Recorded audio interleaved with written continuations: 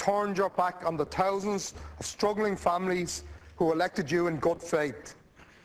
The Minister, you Minister, and the rest of the Labour Party candidates swindled votes from struggling families when you promised them to protect them last February.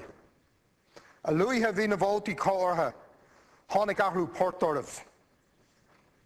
The moment you had bagged the votes, you made a contradictory commitment to cut social expenditure.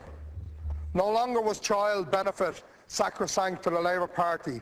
The only red line issue now seems to be the protection of the wealthy and the high earners from tax increases.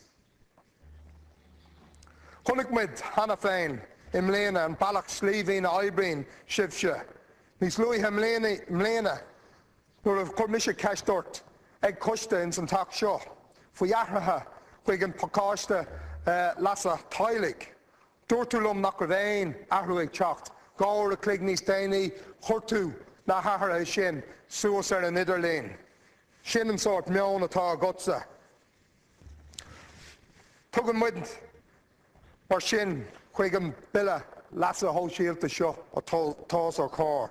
August Niga or Mosga is Tilla Fuincha a Shaw, and Billa Shaw. Don Ahru, August Dalamalog, Tawakanichte, a Yan Shifsha. A land I've shewed a cha vote to live, Nis Louis Hemlena.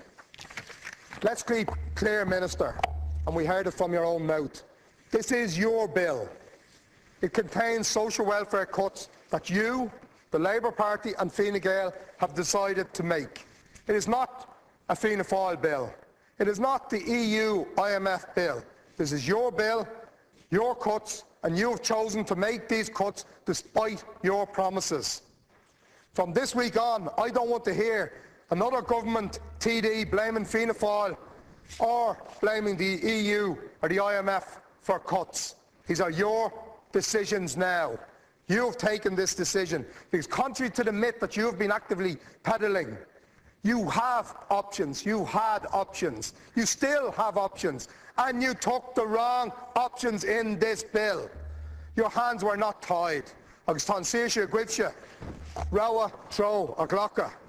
Agus tá sé sin lag hamach, rointan a rawa tro, in san docker made a cor mutna, fuiver of rod, agus a cor agrasiella, fuiver of rod, fui balach difru a glocka. The Troika made it crystal clear when we met, when our party representative met them, that provided that this deficit adjustment contained in the agreement is achieved, they couldn't care less how the figures are reached. And if you don't believe me and my party, you can ask Father Sean Healy of Social Justice Ireland, or in fact, very easy, you can ask the Troika the next time they call you in and ask them, kind of, was there an alternative? Were you as tied as you have tried to peddle the myth out there? In our costed pre-budget submission, my party detailed a range of alternative cost-saving and tax-raising proposals for which you could have chosen. Sinn Féin's alternative budget would have protected those on low and middle incomes, stimulating the economy as well, and creating jobs. Very importantly, creating jobs while making an equivalent total adjustment, as was required by the Troika agreement. I will not rehash those proposals here because my party colleagues and I have done that over recent weeks since our publication. I have emailed you another copy so that you can take the time before the passage of this bill to read them again and see how wrong you are in relation to an alternative. Because you don't seem to be getting the message, and maybe because you can't hear, maybe because, as I said earlier, the hearing aids haven't arrived, because that's another one of your sleeve-in cuts in this budget.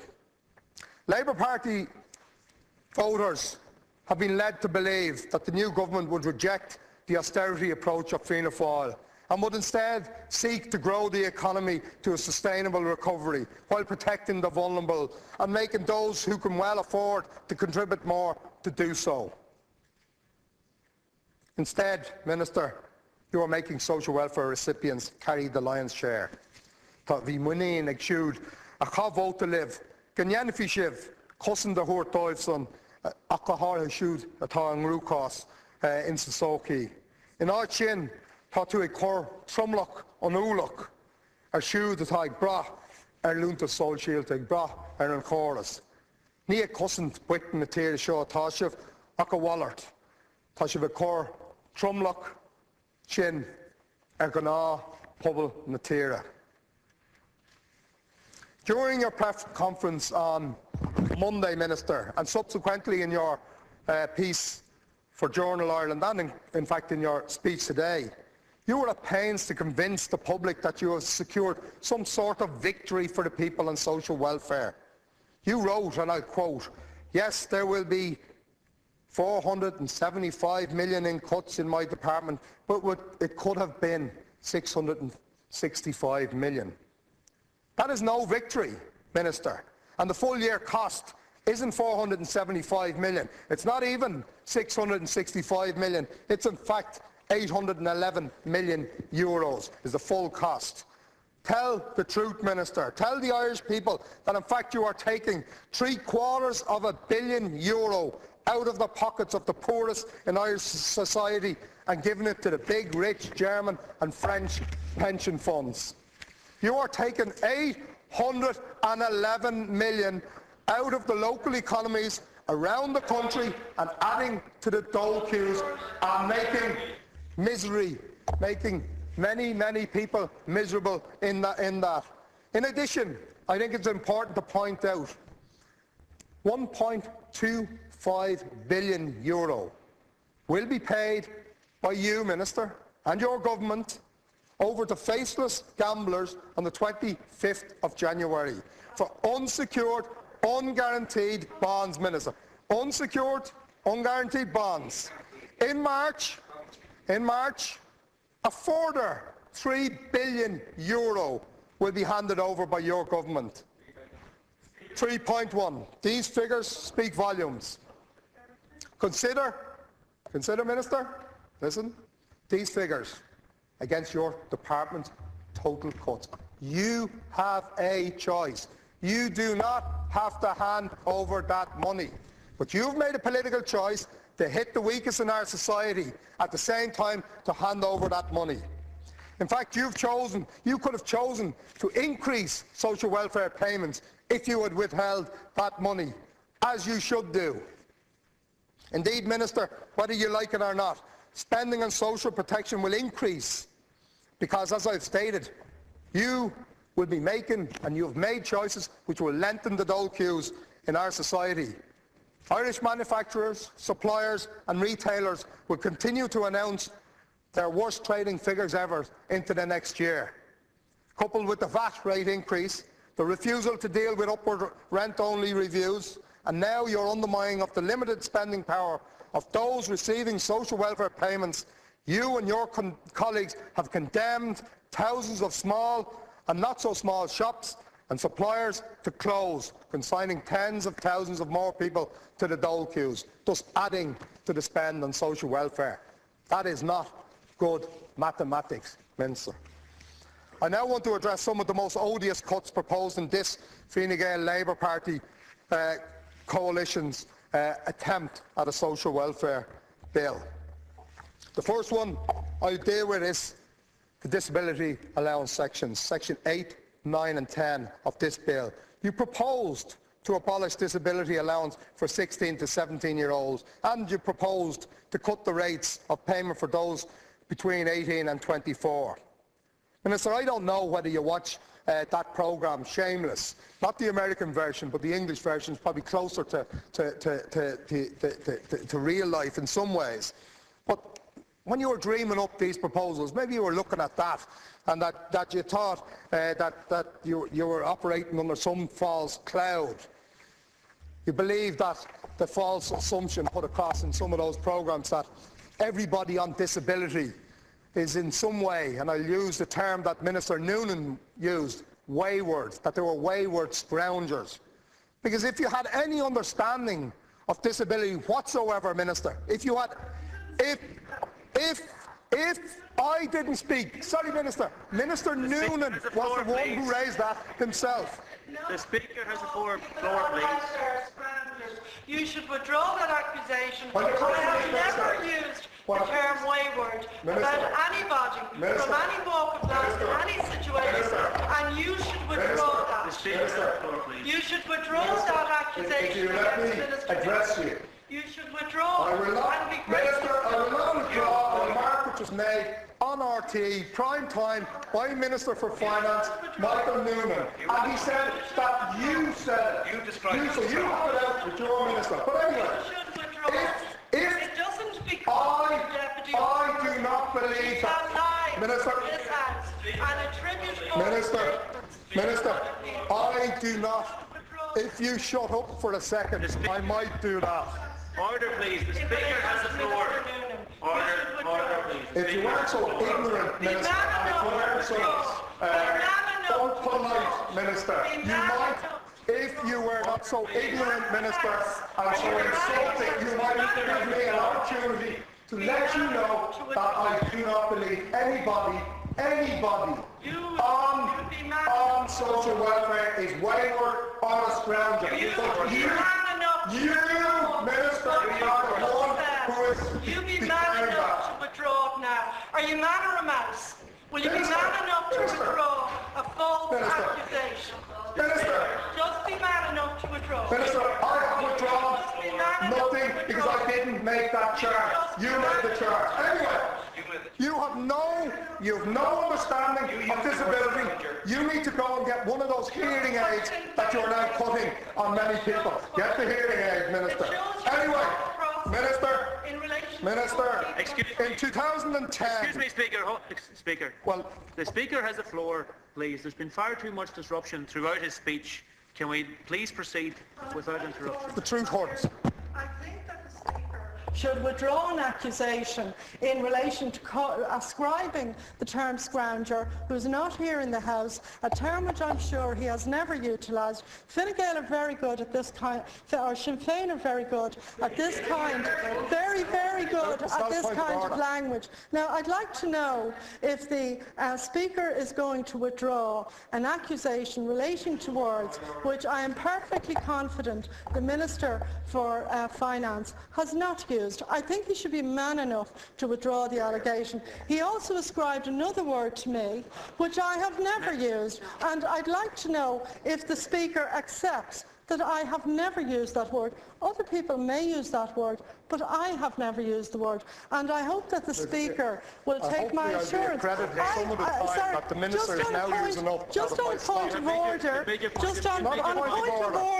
in relation to the decorum, of this House, it ill becomes Sinn Féin to use language which actually demeans people who have a disability. It ill becomes Sinn Féin to create that kind of language in this House. That is the point of order.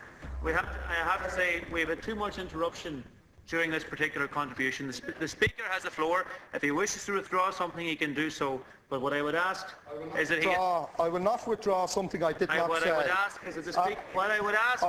Excuse me. What I would ask is that the Speaker has the floor now, please, without interruption. Minister, use of language the Speaker has the felon setting. And this is what Deputy Ó Snodaigh is after the moment. And he should withdraw and not take his example. The Speaker has the floor Sit down. without interruption. Sit down, Minister. You're losing the run of yourself like you did in your proposals in the social welfare bill. You lost the run of yourself and your true colours are starting to come out. No, not my true colours. I am quoting the Minister Noonan, and you can listen to the tape. But anyway, in 2010, 11,869 people under the age of 25 were in receipt of disability allowance. This is a means-tested payment, Minister. So by definition, available to those people who are poor and who are disabled. Because I don't think you understand it. This is my third Dáil term, and sometimes it feels like Groundhog Day, because it's not only yourself, but also Fianna Fáil who introduced this type of cut in the past. If you go back to November 2008, and I quote a Fine Gael spokesperson at the time, Alwyn Enright, she said the decision to slash the disability for 16 to 17-year-olds was vicious and mean-spirited, and it was imperative that the full U-turn was made. Meanwhile, yesterday another Minister Howland, was pleading with the justifiable outraged public on the radio. He had the cheek to claim genuinely, and I'm quoting, genuinely, it wasn't intended as a cut, it was one of the reform measures.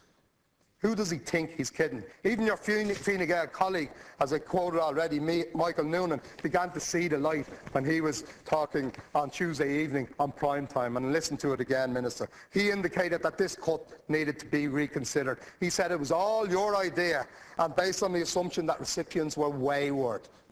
He said, not me, he said it. You should never have promised this cut, Minister. You should have shown to be both clueless and shameless. You've shown to be clueless and shameless. You made an inexcusable decision to target young people with disabilities with severe cuts, and in so doing, you're heartlessly scared thousands of families, and I welcome your removal of those sections today. But Minister Howland also stated yesterday, and I quote, "We are going to assure nobody in the disability category loses money." Now, I am precluded from saying that somebody lied in this chamber because the salient rulings of the chair prevent me from saying that. But it is downright untrue to say that nobody in the disability character loses money from this budget. There has been a 20% cut in the funding for the disability education scheme. Department officials informed my office that the Minister will be bringing forward a committee stage amendment to this bill to give effect to the budget measures abolishing concurrent payments for CE participants, so people with disabilities and also lone parents who endeavour to join the workforce by availing of the few activation opportunities that are technically open to them. They will lose money, Minister. From this measure alone, they will lose a significant amount of money each week, and alternatively, the opportunity to enhance their longer-term employability because participation is becoming unaffordable. Section 4 of this bill also discontinues the current entitlement some people with disabilities and carers also have to a half-rate qualified child increase. There's a sneaky income cut of €14.90 per week in that. Want to get some more truths to counter the lies that were made inside and outside this chamber, the lies that are being peddled. In the budget, you also cut the grant for a hearing aid, and I've mentioned that before, by €260, and you've reduced its availability from every 2 years to 4 years. Contrast this, Minister, contrast this against the €750 allowance available to TDs. You're literally willing to steal people's hearing aids and at the same time protecting TDs' free mobile phones. Sinn Féin used our last pre-budget, private members' time last week to move a motion defending child benefit. Such was the importance of this matter and the importance of this payment to every child and to Irish society. I would not want to take the opportunity to rehash it because I don't have enough time. Suffice to say that child benefit is our only sole universal payment. 30% of children are currently experiencing enforced deprivation because of the decision of your government and previous governments. They are currently, it's an increase of 7% in just 1 year. These children go without the basics, such as a waterproof coat, a substantial meal once a day, decent shoes or heating in their home. The child poverty statistics have been rising in parallel with and as a consequence of the child benefit cuts already imposed by Fianna Fáil. The vital role that child benefit plays in reducing child poverty cannot be overstated, and because it is spent locally, it acts as a vital economic stimulus protecting jobs. But the arguments were championed by the Labour Party themselves pre-election. And I'm sorry I can't mimic your own voice, but I will let your own words outline the arguments for you, Minister. And I quote, "Child benefit is keeping many families afloat. Child benefit is keeping bread on the table. It is paying the food bills of a significant number of families who have had a massive reduction in their income. Often the grandparents are helping to pay the mortgage to keep the wolf from the door, put food on the table and keep the house from being repossessed. This is true of so many families in so many parts of the country to which I've spoken recently, and it constitutes a kind of stimulus in the current extraordinarily difficult economic conditions for many families." Please. But I'm sorry, Minister, despite despite your clear and categoric promise the Labour Party candidates made in the election. Your bill today is cutting that very payment. Cutting the child benefit paid to almost a quarter of families. Over 2 years, commencing in January, child benefit to the third and fourth child will be slashed. Child benefit for a family of 3 children is cut by €27, and child benefit for a family of 4 by €64 a month. Is this family planning the Labour way? Why, Minister, are you punishing large families? Even at this 11th hour, I implore you to reconsider this cut. Minister, why do you not, for instance, cap the consultants' pay instead? Even a cap at €150,000 a year on the pay of consultants would more than cover the cost of these cuts to child benefit, saving the Exchequer approximately €100 million. You had many options to choose from, a number of them. We've detailed them already for you. Shame on you for knowingly impoverishing children. Fine Gael and the Labour Party are hammering lone parents also in this budget and their children. Between the harsh changes to earnings disregard, for instance, the withdrawal of the concurrent payments and the lowering of the age of the youngest child to 7, this bill will force thousands into long-term welfare dependency, and it will further impoverish lone parents and their children. I want to remind you, Minister, that the special earnings disregard for lone parents, they were introduced for a very good reason. They were introduced to tackle an identified unemployment trap. With this bill, you are defying an orthodoxy and reinstating the poverty trap, a poverty trap that you spoke about not so long ago in a committee of this House, and that you wish to address it. We didn't expect at that time that you would take away one of the very supports that existed to try and address that. My own constituency of Dublin South Central has a significant number of single-parent families, more than the national average. Sits at 38%, whereas the national average is 19%. A greater proportion of families are headed by single fathers also in that constituency. So I say to those deputies from my constituencies who are government TDs, the likes of Michael Conaghan, Eric Byrne and Catherine Byrne, who sit in this House, the voters will be watching how you take the vote on this bill tomorrow. And I urge you to break ranks with your parties and vote against these devastating cuts. While today's bill does not contain many of the elements of the cuts, in fact, that were declared on Monday, it is your intention to proceed with them. Further fundamental cuts to the system of support for lone parents will be contained in the second social welfare bill early next year. And that's the one that will reduce the maximum age of the youngest child of receipt for lone parents' payment to 7. This has been done in the context of high unemployment and minimal activation measures. Tell me, Minister, considering the reality that affordable childcare and after-school care particularly is non-existent, are you advising children to leave their 8-year-old child at home? That will be the consequences of where you're going with your cuts. In relation to the redundancy rebate, reducing that from 60% to 15%, ultimately that will hit workers who've lost their jobs, because Sinn Féin has always encouraged employers, particularly those who continue trading and with some layoffs, to offer redundancy payments over and above the statutory amount. And to date, good employers have done so. But as a result of cutting the redundancy rebate, many more people who will lose their job this year because of this budget and because of other economic circumstances, they will only be offered the bare minimum by those employers. 5 minutes left. Good employers, good market, will not be able to afford anything greater. This will increase the hardship suffered by thousands more families in the event of job losses. A cut of this type would in effect take money out of the pockets again of the unemployed. This measure will also cost jobs, as some employers will have to let more people go in order to afford a greater proportion of redundancy.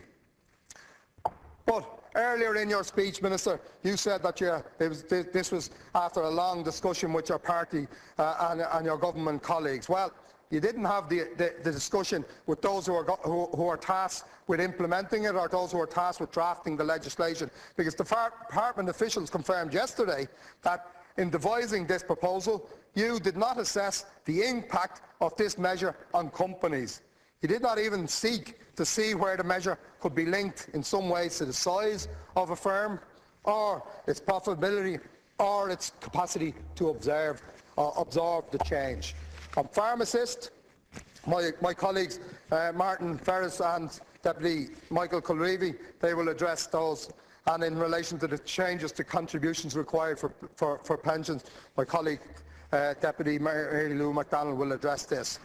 But in relation to the backdating of claims, Section 12 of this bill reduced the period for backdating claims to contributory pensions from 12 months to 6 months. Minister, this is a measure you are picking out of the pockets of a group of pensioners to the tune of 18 million. This is money to which claimants are entitled to and which they have paid for contributions over the years. I think it's a mean, low cut.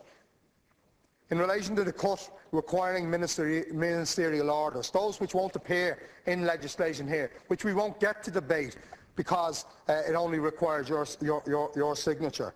This is a partial outworking of your budget, this bill. But I want to address some of those odious social welfare cuts which don't require the primary legislation, and therefore, as I said, we won't get the vote on, never mind debate. They include cuts to fuel allowance, the back-to-school allowance, rent supplement, the non-contributory state pension cuts, cuts to certain half-rate payments and the hearing aids. They require your signature, though. All such cuts should be debated in this House in proper committee style, so that the potential consequences of your actions can be fully explored before you put pen to paper. Where is the reform, the openness that was promised by the Labour Party and Fine Gael before the election? Another broken promise. I want to turn now to the fuel allowance. The decision to cut the fuel allowance by €120 is scandalous, and it will cost lives. You are targeting older people and those with disabilities, in particular with this cut. This cut, again, follows cuts to the fuel allowance for many, especially in urban areas, and the cuts of up to 25% in every allowance under the household benefits package imposed by the government in September. And it comes at a time when fuel prices were allowed by this government to rise by 20% plus. We know already that 2,000 people die needlessly due to the cold. These deaths are entirely avoidable, Minister, if people are adequately supported in purchasing fuel. Minister, you have just tolled the death knell for hundreds more. Minister, in choosing to cut the back-to-school allowance by €50 plus, despite the fact that the payment already falls far short of the real cost of returning to school each year.